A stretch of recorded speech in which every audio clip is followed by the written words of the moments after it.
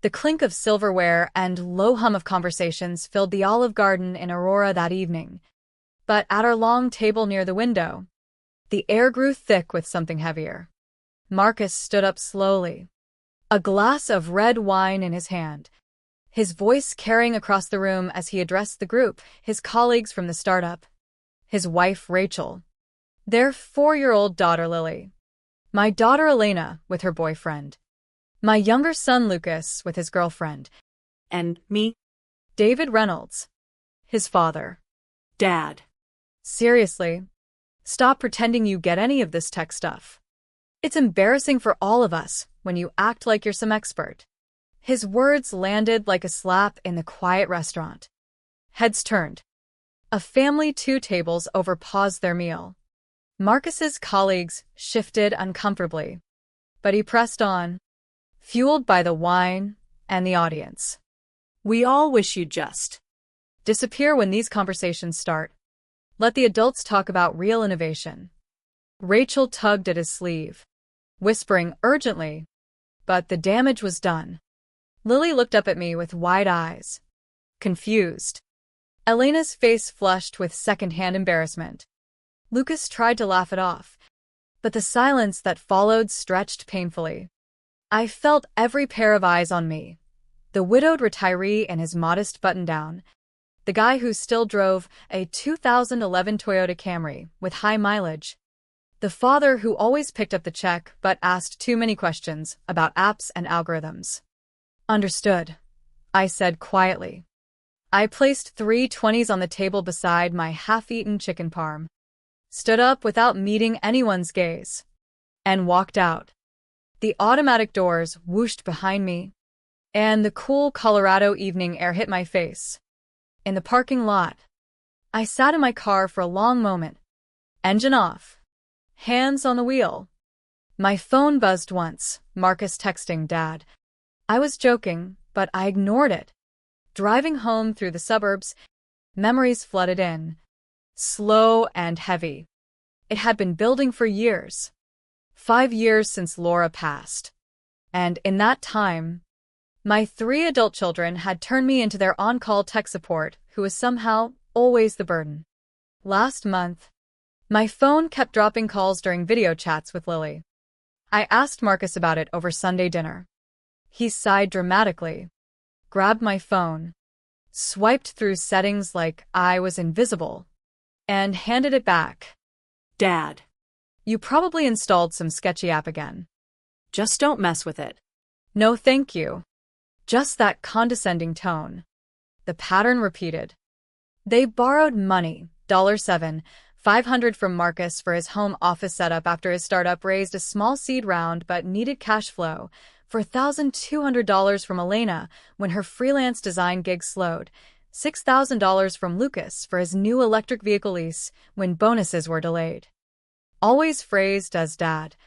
I need a little help, followed by Venmo requests. Never a repayment plan or genuine gratitude. Yet right after, they'd lecture me on the latest tech trends as if I were a child learning to tie shoes. One Christmas, Lucas spent 40 minutes explaining NFTs and Web3 to me at the table, using terms like decentralized ledgers and smart contracts, while Elena nodded and added, "This might be a bit advanced, Dad, but try to keep up," all while owing me thousands. The irony burned, but I stayed silent, clipping coupons and driving my old car, letting them see only the surface, a retired guy from a simpler time. They never asked about my career. Marcus worked in digital marketing for a fintech startup. Elena freelanced in UI/UX design. Lucas coded backend systems for a major corporation.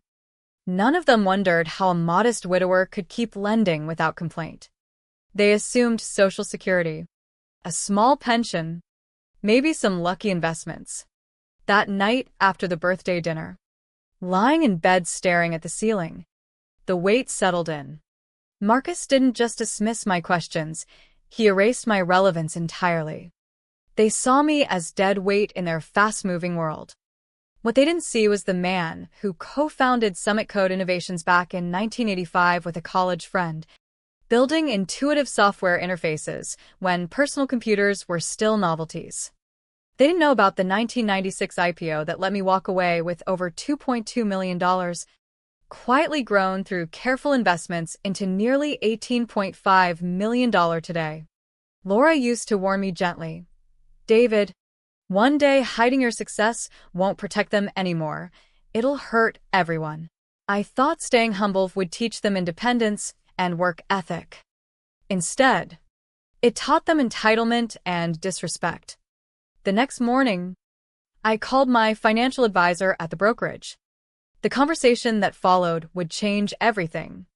Weeks before the birthday blow-up, the incidents piled up like unspoken resentments.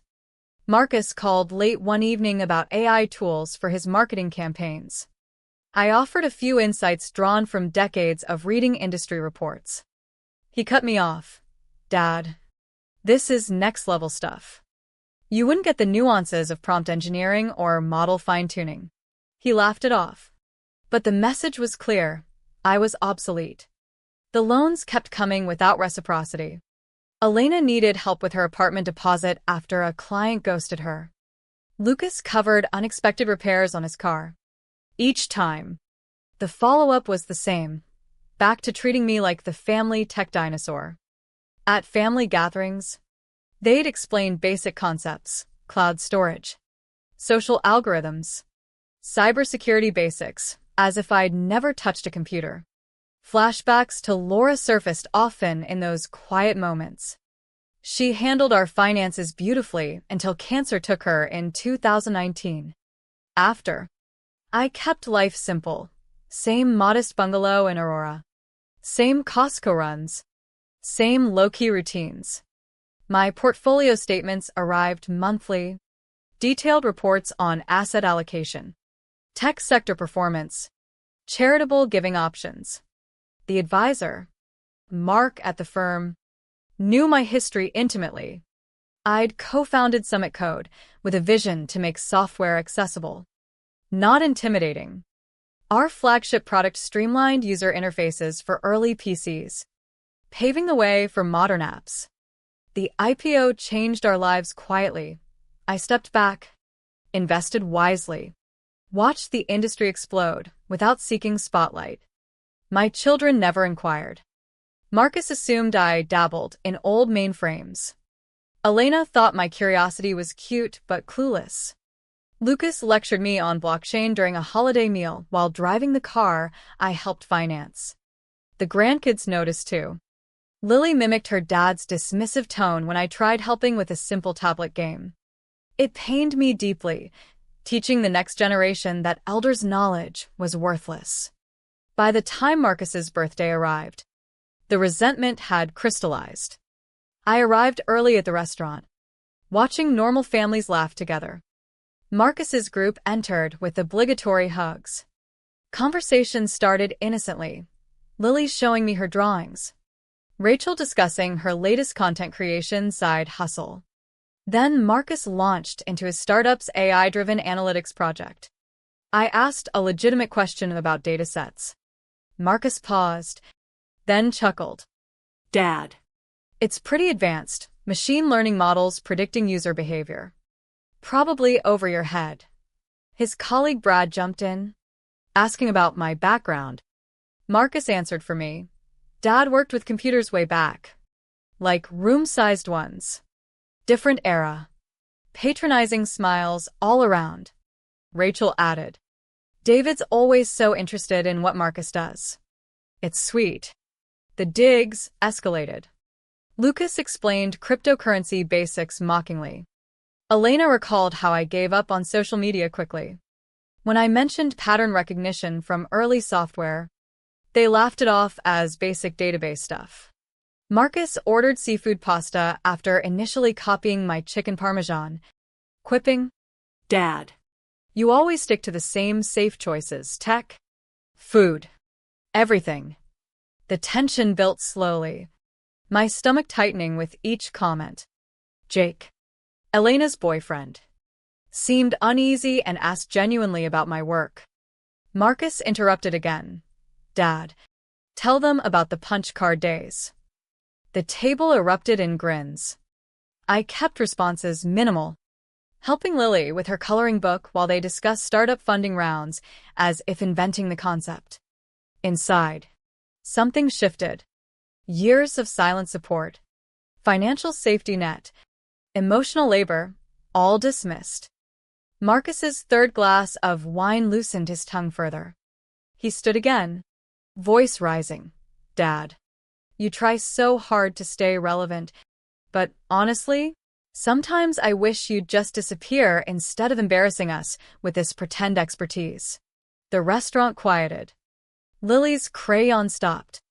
I love you, but stop faking it. You'll never understand modern tech. I stood, left the cash, kissed Lily's forehead, and exited. Driving away, the decision crystallized. This wasn't just disrespect, it was a teachable moment about consequences, respect, and true value. The following Monday, I sat in Mark's office downtown. Reviewing the portfolio again, he said. Tech rebalancing performed strongly, up another 9% this quarter. We discussed charitable options I'd floated before. Through the window, I pictured Marcus gesturing animatedly at dinner, lecturing everyone. All of the discretionary holdings, I told Mark quietly. Set up the Rocky Mountain Tech Pathways Foundation. Full endowment by month's end. Mark paused. David, that's roughly $18.5 million. Your children's inheritance. I know. I explained the context, the birthday humiliation. Years of entitlement. Mark understood after reviewing old incorporation papers from Summit Code. The 1996 IPO clippings. My stake sale. You co-founded that, he asked. Surprised. None of my kids knew. Next. My estate attorney, Karen, revised the will, $25,000 token to each child, rest to charities. This is irreversible without incompetence claims, she confirmed. Publicity would follow the donation announcement, newsletters, local tech media. I counted on it. Driving home, memories of Laura replayed, her gentle push to reveal more. Her pride in our quiet success. I'd wanted the kids to forge their own paths without relying on my shadow. Instead, I'd enabled arrogance. The donation wasn't revenge. It was a mirror. Let them feel the weight of assumptions. Over the next weeks, I avoided calls, focused on small routines, walks in the park, reading tech journals, planning foundation scholarships for underprivileged Denver area students. The announcement went out quietly at first, then spread. 3 weeks later, Marcus scrolled his phone over Saturday pancakes. A colleague texted a link to the Colorado Tech Insider newsletter. The article featured a major donation, David Reynolds, co-founder of Summit Code Innovations, endowing the Rocky Mountain Tech Pathways Foundation with $18.5 million for scholarships and boot camps. Marcus froze. Google confirmed, 1985 founding. Intuitive software breakthroughs. 1996 IPO photo of a younger me. The family group chat exploded. Elena called first. Dad, is this real? Lucas forwarded articles. Their shock turned to panic. Professional fallout began immediately. Marcus's boss questioned his judgment in a team meeting. Disrespecting a pioneer hurt startup credibility in tight-knit Denver tech circles. Elena's freelance referrals slowed after clients probed her ignorance of her father's legacy. Lucas faced team skepticism at work. Social gossip reached Rachel. Friends questioned Marcus's character. Lily asked why Daddy made Grandpa sad. Financially, their projections crumbled, no inheritance safety net. They met at a cafe. Confronting the truth. Years of loans, lectures, dismissals while supported by a hidden pioneer. Marcus realized his joke cost far more than money. 2 months on, a handwritten letter arrived from Marcus. He detailed researching Summit Code, admitting his failures as a son. the harm to Lily.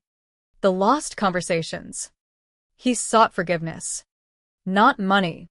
I replied with a simple text, coffee tomorrow at his favorite spot. Over lattes. Stories flowed, early coding challenges. Laura's influence. Lessons in humility. The foundation awarded its first scholarship soon after.